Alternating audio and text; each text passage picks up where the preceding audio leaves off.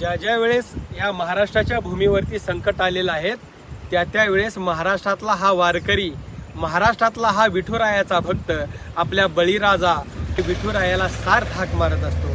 ज्या वेळेस श्री संत चोखामेळा यांच्या आयुष्यात संकट आलं त्या टायमाला धाव घाल पांडुरंगा अशी सार हाक विठुरायाला चोखामेळ्यांनी घातली होती.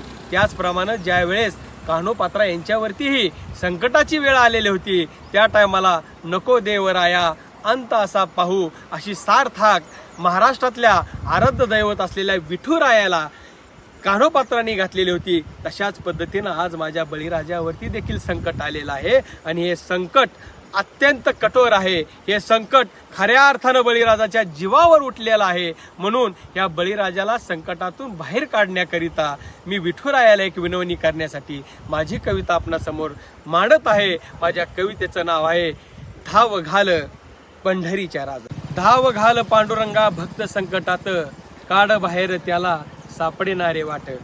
धाव घाल पांडुरंगा भक्त संकटात काढ बाहेर त्याला अरे सापडेनारे वाट. भर पावसात महापुराशी तो झुंज आता देत आहे. भर पावसात महापुराशी तो झुंज आता देत आहे. शेतीच्या साहित्यासाठी जीवाशी तो खेळत आहे. निसर्गाचा प्रकोप झाला होतं नव्हतं वाहून गेलं. निसर्गाचा प्रकोप झाला होतं नव्हतं वाहून गेलं. माथ्यावरती शेतकऱ्याच्या देणं तेवढं राहून गेलं. माथ्यावरती शेतकऱ्याच्या देणं तेवढं राहून गेलं. तो आधार आहे कुटुंबाचा म्हणून स्वतःला सावरतोय. तो आधार आहे कुटुंबाचा म्हणून स्वतःला सावरतोय. घरच्यांचं मनोबल खचू नये म्हणून पावसात जाऊन रडतोय. घरच्याचं मनोबल खचू नये म्हणून पावसात जाऊन रडतोय. पण जाणतोय तो रडायचं नाही लढायचं आहे. जिथं परिस्थिती गंभीर तिथं बळीराजा खंबीर आहे.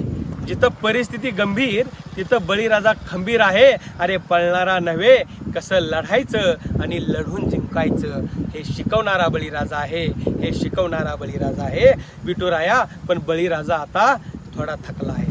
विठुराया पण बळीराजा आता थोडा थकला आहे. तो थोडा खचला आहे. आधार दे तू त्याला. अरे तो तुझ्या तर भरवशावर बसला आहे. अरे तो तुझ्या तर भरवशावर बसला आहे. संकटात आहे बळीराजा. संकटात आहे बळीराजा. धाव घाल पंढरीच्या राजा. धाव घाल पंढरीच्या राजा. धाव घाल पंढरीच्या राजा. माझी सर्व शेतकरी बांधवांना विनंती आहे, आपल्याला लढायचं आहे, परत उभं राहायचं आहे. आजपर्यंत समाजात अशी कितीतरी अडचणी आपल्यावरती आलेल्या आहेत. संकट आपल्या पाचवीला पुजलेलं आहे. तरी माझी सगळ्या बांधवांना विनंती आहे, यातूनही आपल्याला मार्ग काढायचा आहे आणि स्वतःचं एक नवीन विश्व निर्माण करायचं आहे. कोणीही खचून चुकीचं पाऊल उचलायचं